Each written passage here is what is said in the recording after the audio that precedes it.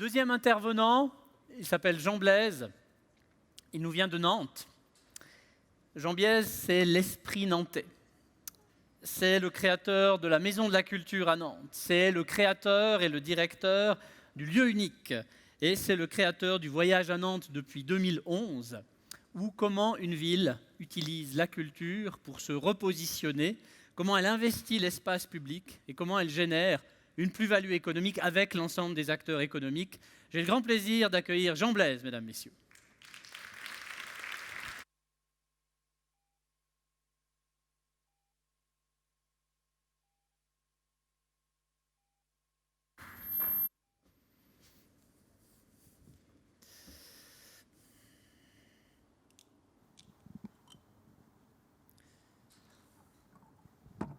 Est-ce que celui-là marche ou c'est le mien?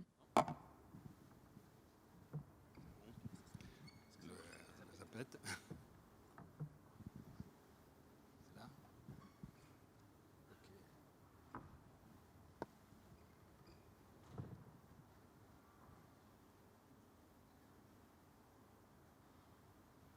Bien, bonjour à tous, je suis très heureux d'être avec vous ce matin. Merci de ton invitation, Jean-Pierre. J'ai beaucoup apprécié votre intervention, Daniel. Je pense que vous auriez pu monter n'importe quelle entreprise, vous auriez réussi. Mais vous êtes consacré à l'art et ça, c'est une grande qualité.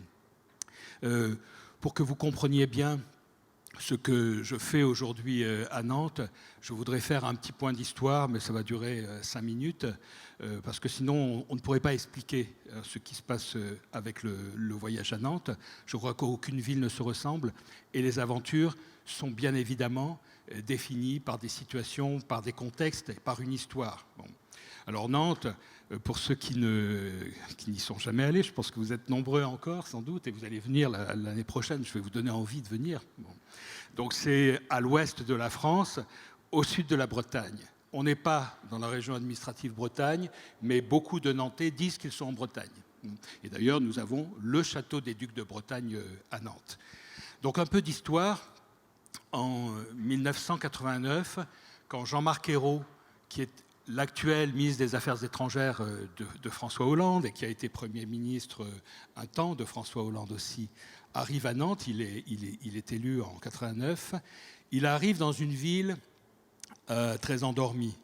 Il arrive dans une ville qui a perdu son industrie en 86, les chantiers navals de Nantes, qui n'étaient pas l'industrie principale, il y en avait d'autres, mais qui donnaient l'identité à la ville. Puisque cette ville est un port qui a connu sa prospérité au XVIIIe siècle, avec des armateurs qui sillonnaient le monde.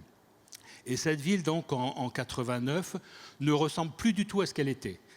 On a au cœur de la ville, plein centre, d'où qu'on vienne, cette vision d'une ville en ruine, d'une friche industrielle. Bon. Et donc c'est une image très forte. On peut dire aussi qu'auparavant, en 1943, la ville a subi des bombardements et a perdu une grande partie de son patrimoine. Donc c'est une ville qui avait un très beau patrimoine et qui ne l'a plus. Et on peut dire, si on remonte encore au début du XXe siècle, entre deux guerres, que cette ville qui a été traversée par la Loire, par l'Erdre, qui était une ville d'eau, les bateaux se baladaient dans la ville en quelque sorte. Bon. Eh bien on a comblé la Loire et on a comblé l'Erdre pour créer de grandes avenues, une espèce de non-sens parcourue évidemment par des voitures. Voilà. Donc cette ville, au début des années 90, est une ville de province un peu ensommeillée, je vous l'ai déjà dit. Et l'idée de Jean-Marc Ayrault, c'est bien évidemment de développer l'économie de cette ville, de faire en sorte que le maximum d'entreprises viennent à Nantes, s'installent ici, s'installent à Nantes. Et puis de créer des réseaux de transport public, comme par exemple le tramway. Nantes a été une des premières villes à recréer le tramway en France. Bon. Mais il sait que pour ça, il va lui falloir 10 ou 15 ans. C'est trop long. D'ici là, il y aura eu d'autres élections et il aura pu les perdre. Donc il décide d'être accompagné dans cette transformation par la culture. Parce que la culture, ça se voit. Parce que la culture, ça peut aller très vite, parce que c'est visible. Et la création artistique, C'est quelque chose qui peut désigner une ville. Bon. Et donc, on va commencer à travailler ensemble. Il m'a appelé pour le faire. Et la première décision que nous prenons, qui doit être symbolique, hein, et qui doit dire notre intention, c'est de créer un festival qui va s'appeler les Allumés, EES, bon, et qui est finalement, dans son contenu, dans son nom même, tout le contraire de ce qu'est la ville. La ville est éteinte, on crée un festival qui s'appelle les Allumés. Et comme on est une ville fermée sur nous-mêmes, on va vouloir montrer qu'on est ouvert sur le monde. Bon. Et donc, chaque année, pendant 6 ans, pendant 6 nuits, en octobre, de 6h du soir à 6h du matin, donc c'est un festival qui se déroule la nuit, au moment où normalement les Nantais dorment, tranquillement, paisiblement. On va faire venir des artistes d'une grande ville du monde, mais évidemment des artistes d'avant-garde, hein, des créateurs. Hein. On parlait d'innovation tout à l'heure, c'est une évidence pour nous. Il faut innover, il faut montrer que cette ville est capable d'inventer et d'innover. Donc la première édition, c'est Barcelone. C'était le moment de la Mobida, on fait venir la Foire d'Elbaos. Ensuite, on a fait Saint-Pétersbourg, au moment où Leningrad devenait Saint-Pétersbourg, Naples, Le Caire, plus tard Buenos Aires, etc., etc. Et ces artistes qui arrivent chez nous, par dizaines, hein, plus d'une centaine, plus de 200, investissent toute la ville. Dès le début, on a imaginé, on a compris qu'il fallait que ce soit la ville qui soit prise et pas seulement les lieux de culture dans la ville qui, en général, sont à côté de la vie. Hein, on le sait, ces lieux de culture qui touchent 10% de la population. J'en parle aisément parce que j'en ai dirigé. Donc, dès le début, on imagine que la culture doit être partout, hein, et doit concerner tout le monde. Et donc, on va dans des friches industrielles, dans le tablier d'un pont immense, dans des appartements privés, on va partout. Et on montre qu'effectivement, la culture irradie. Donc ça, c'est le premier événement. Excusez-moi. Je parle trop vite, donc ma bouche se sèche. Ça, c'est le premier événement. Et d'autres vont suivre qui sont, j'ai envie de dire, du même tonneau. Dans le même temps, on fait venir Royal de Luxe, que vous connaissez, je pense, qui est une des plus grandes compagnies de théâtre de rue en France, et voire en Europe, avec aussi ce décalage perpétuel. Hein, quand Royal de Luxe arrive dans une ville, c'est la folie totale. Dans le même temps, René Martin, un autre acteur culturel de la ville, crée la Folle Journée. Un festival de musique classique qui dure 3-4 jours et aujourd'hui une semaine, mais avec une formule aussi délirante. C'est-à-dire que ça se passe dans un seul lieu, il y a des concerts partout, on assiste à un concert un quart d'heure et on va à un autre plus loin pendant 20 minutes, etc. Bon, voilà, l'audace, hein, cette façon d'entreprendre et cette façon d'aborder la création, la culture d'une façon nouvelle. Bon. Ensuite, on va continuer évidemment sur notre lancée. Jean-Marc Ayrault me demande de transformer l'ancienne usine Lu qui fabriquait les petits beurres et qui avait été aussi désertée dans les années 80 en scène nationale. Mais là encore, on essaie de faire en sorte que ça ne soit pas une maison de la culture à côté. C'est un lieu, le lieu unique, qui est ouvert tous les jours de l'année, sauf le 1er mai, de 11h du matin à 2h du matin. Bon, avec un grand bar, un restaurant, un hammam, une crèche, véritablement un lieu de vie, avec aussi des spectacles et des expositions. Bon, voilà. Donc là encore, on est dans la marque nantaise. Petit à petit, pour l'instant, on ne pense pas au tourisme. Pour l'instant, on pense à faire en sorte que cette ville soit vue de l'extérieur, hein, et qu'on donne envie aux chefs d'entreprise, aux entrepreneurs en général, de venir s'installer à Nantes. C'est une ville qui bouge, c'est une ville dynamique, les étudiants sont de plus en plus nombreux. C'est ça l'idée. La culture, c'est avant tout la qualité de la vie. Et la culture, elle est pour tous. Elle est accessible pour tous et elle va beaucoup dans l'espace public. Je me répète, mais c'est important, elle ne se limite pas au lieu de culture. Voilà, on crée le lieu unique. Et puis ensuite, nouvelle étape, les maires de Saint-Nazaire, Joël Batteux et Jean-Marc Ayrault, maire de Nantes, me demandent d'imaginer un événement pour qualifier la métropole Nantes-Saint-Nazaire. Saint-Nazaire est au bout de l'estuaire, et là, à Saint-Nazaire, on continue à avoir des chantiers navals extrêmement importants. On fabrique les plus gros paquebots du monde à Saint-Nazaire aujourd'hui. Bon. Et donc, cette métropole Nantes-Saint-Nazaire, elle existe d'un point de vue économique, mais il nous demande de la qualifier, de l'identifier, de faire en sorte que les habitants de cette métropole de près d'1 million d'habitants aient l'impression d'habiter à même ensemble. Bon. Et donc, on crée une manifestation dont je vais vous montrer des images, qui s'appelle Estuaire, qui est une biennale d'art contemporain. Et à chaque édition, on fait venir des artistes du monde entier, des artistes, grands artistes internationaux, pour créer des installations artistiques éphémères ou pérennes sur les rives de la Loire. De Nantes à Saint-Nazaire, ça fait 60 km. Et là, véritablement, on va commencer à travailler quasiment à temps plein dans l'espace public. Et on va travailler aussi à partir d'une commande politique très forte. Comment identifier ce territoire? Et là, on parlait de partenaires ou de sponsors tout à l'heure. À partir du moment où on est sur un territoire, on peut beaucoup plus facilement aller chercher des partenaires. Sur des budgets qui étaient pour chaque édition de l'ordre de 9 millions d'euros, on avait 2 millions d'euros de financement privé et qui venaient des grandes industries qui étaient installées sur l'estuaire de la Loire, Total, EDF et bien d'autres. Bon. Là, on est déjà dans la vie réelle d'un territoire, sur un projet de territoire. Et en 2007, donc, on crée Estuaire, mais on rouvre aussi le château des Ducs de Bretagne, qui a été fermé longtemps et qui a été entièrement restauré. Et on crée aussi les machines. Les machines, c'est la construction de ces énormes machines. Vous avez peut-être vu quelque part l'éléphant qui se balade comme ça sur l'île de Nantes.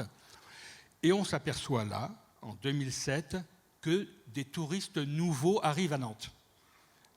Grâce à ces 3 propositions, à ces 3 objets. Auparavant, ils venaient pour visiter la cathédrale, les cryptes. Ils commencent à venir pour cette offre culturelle qui devient touristique. Et après la 2e édition d'Estuaire, Jean-Marc Ayrault me demande de créer une société publique locale, qui s'appelle Le Voyage à Nantes, qu'on a appelé Le Voyage à Nantes, et qui va réunir l'ensemble des sites culturels et touristiques de la ville, le château, les machines, la collection d'Estuaire, le mémorial de l'abolition de l'esclavage, la galerie qui est un centre d'art contemporain, et puis d'autres petites choses à côté, et le tourisme. Et pour la première fois, à Nantes évidemment, mais je crois en France, on réunit la culture et le tourisme, qui jusqu'alors étaient 2 mondes à part, 2 mondes antinomiques, ou considérés comme tels. Bon. Et on va, je crois, réussir cette osmose. Il va nous falloir quand même 1 an pour faire l'harmonisation sociale, parce que c'était des entreprises différentes, avec des cultures différentes.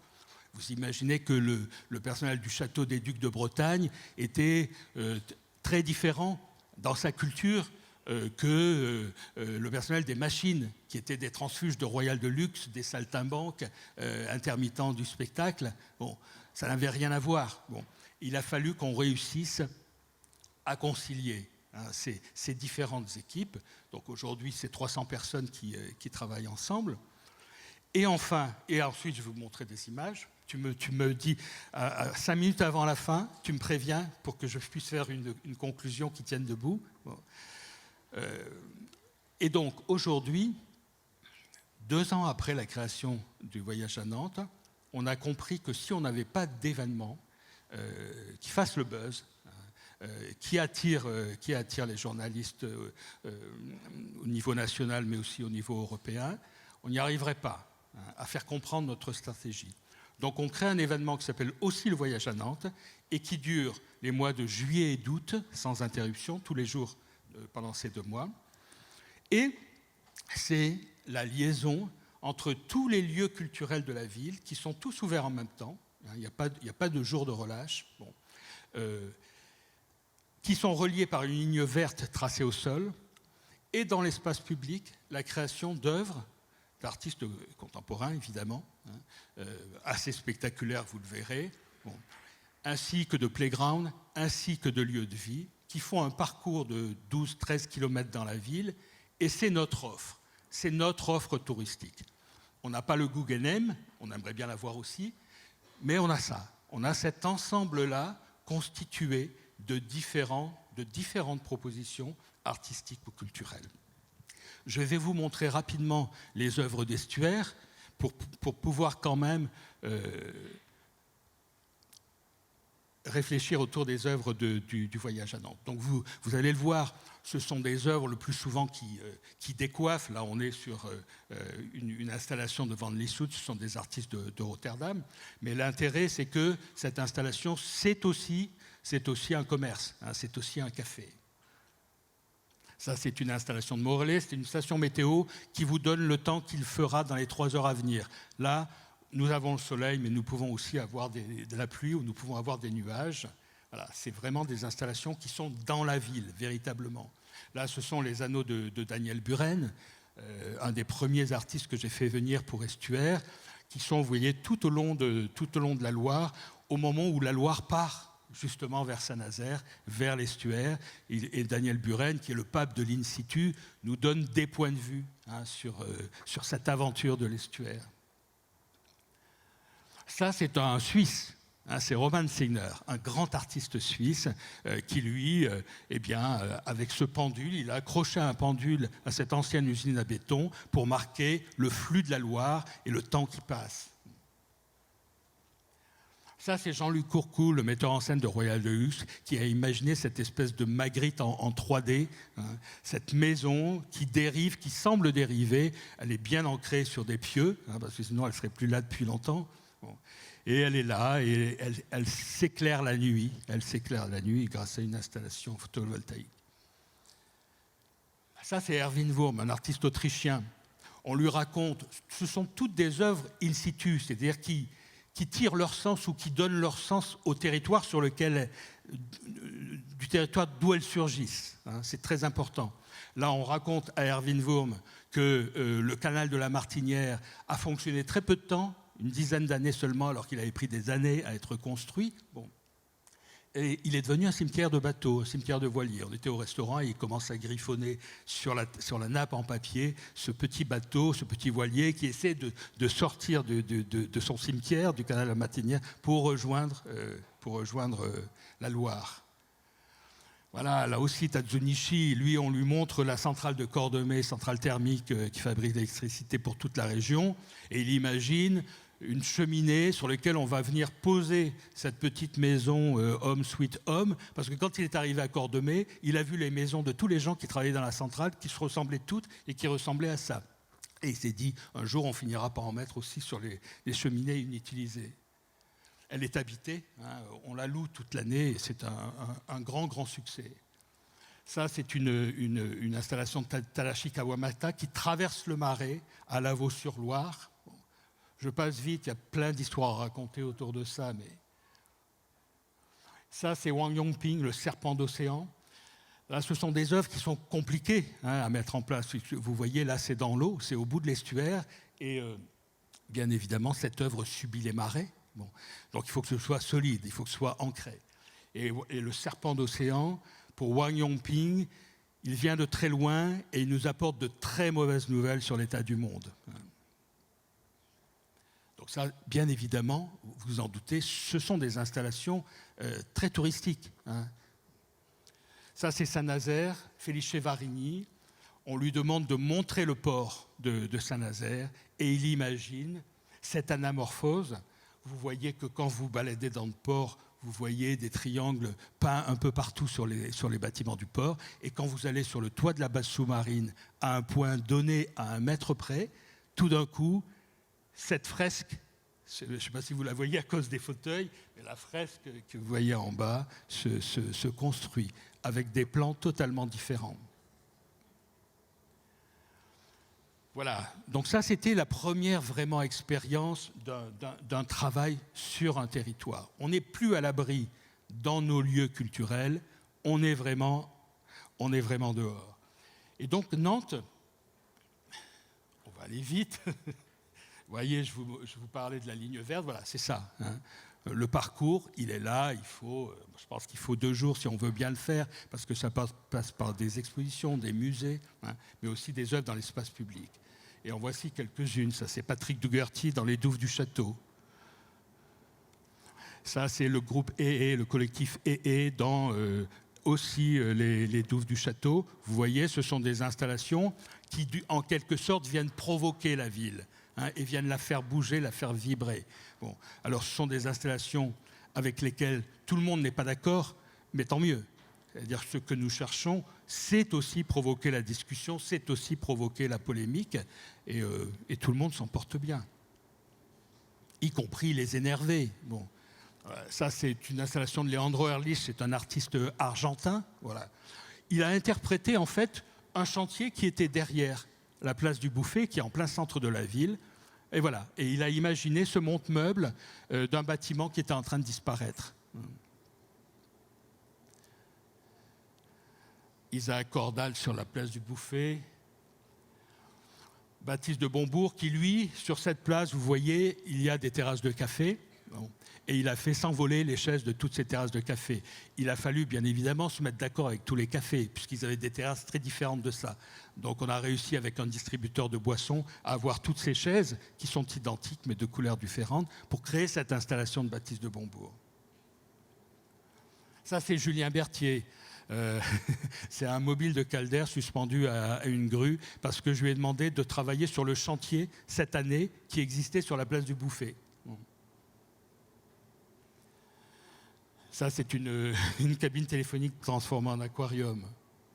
On s'amuse, vous voyez. Ça, c'est un playground sur la fontaine de la Place Royale, avec une polémique énorme, parce que les Nantais disaient « Mais enfin, la fontaine de la Place Royale, c'est un des rares éléments du patrimoine qui nous reste, et vous la cachez. » Voilà. Bon, on l'a caché 2 mois. Hein.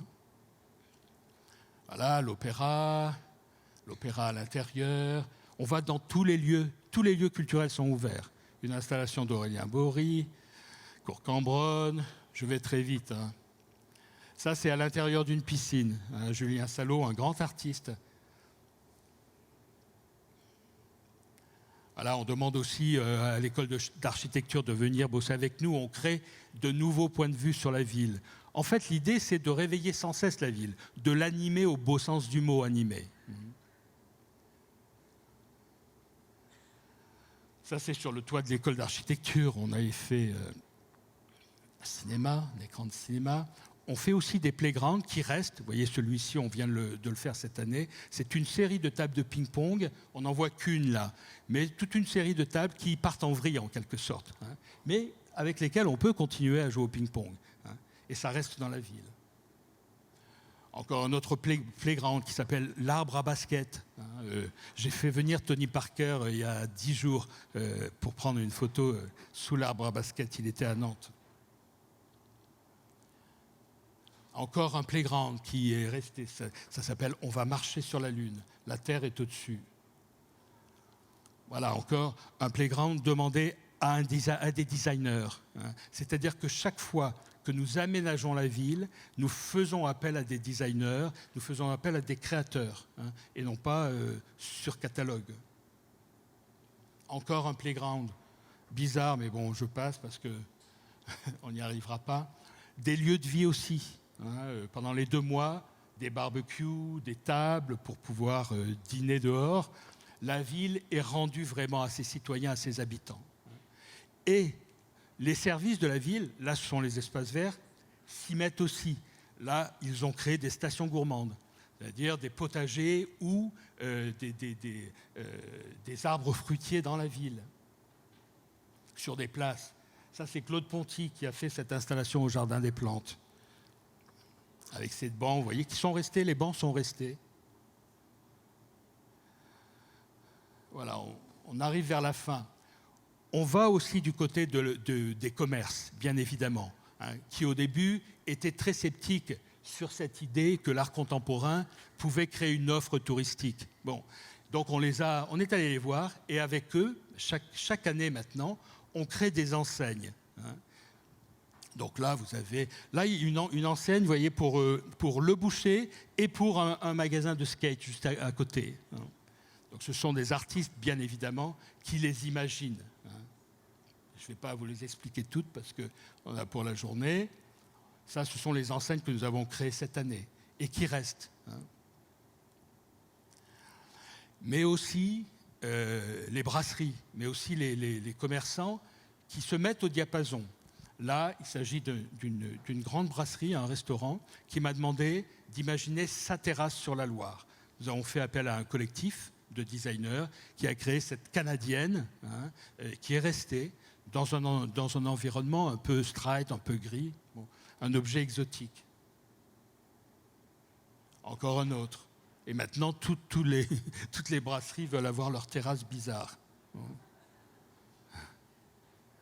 Voilà, un lieu de vie très important. La cantine du voyage, c'est un peu à mi-parcours. Bon, c'est une cantine pour de très très nombreuses personnes par jour. C'est, je sais pas, 3 000, 4 000, 5 000 personnes qui viennent là par jour. Bon, mais on a voulu aussi que ce soit des objets de grande qualité. Là, vous voyez les designers qui ont dessiné le mobilier, les chaises longues, les tables, ce sont des madrilènes. Bon, voilà. Ce sont des lieux très populaires, mais avec cette marque de qualité toujours. Le potager de la cantine, qui commence à devenir vraiment important. Voilà, une ville à vivre. Et cette année, on a pu aller encore plus loin. On nous a demandé de faire intervenir un artiste qui s'appelle Aurélien Bory sur un boulevard qui devait être apaisé. C'est celui qui traverse la zone la plus touristique de la ville. Bon.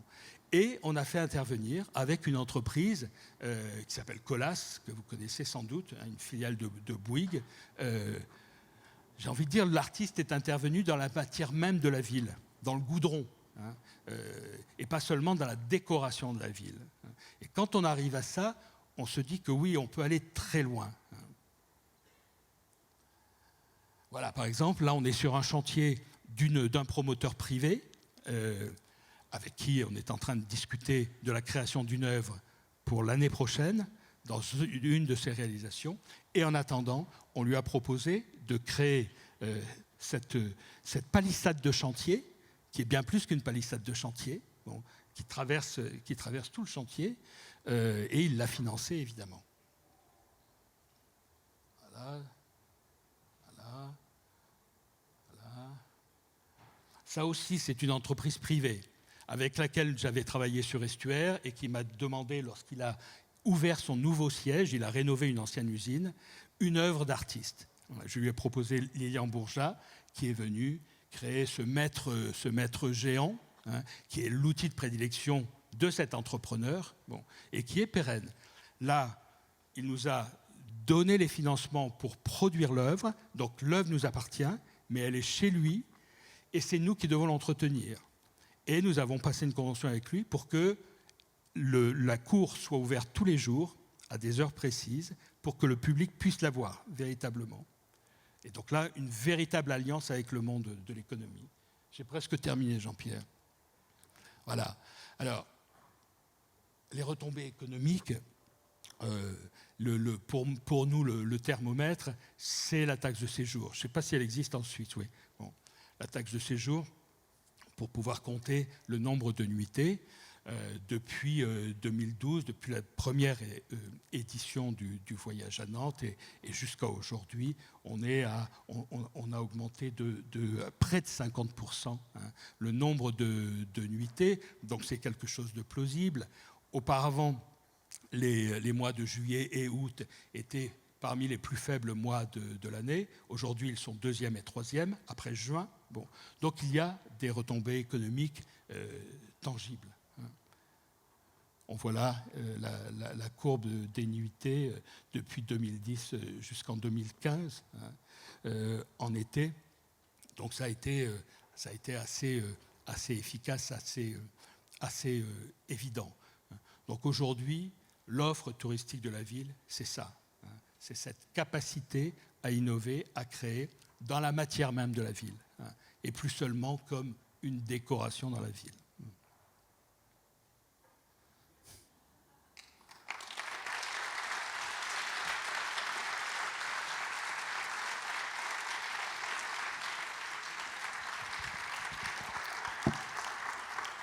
Merci Jean, je t'invite à rester. Merci Jean-Blaise, je t'invite à rester pour la table ronde. Je retiendrai simplement une chose, c'est possible et c'est pas à côté, c'est dans la ville. Voilà comment je pourrais résumer à ma modeste façon l'esprit nantais.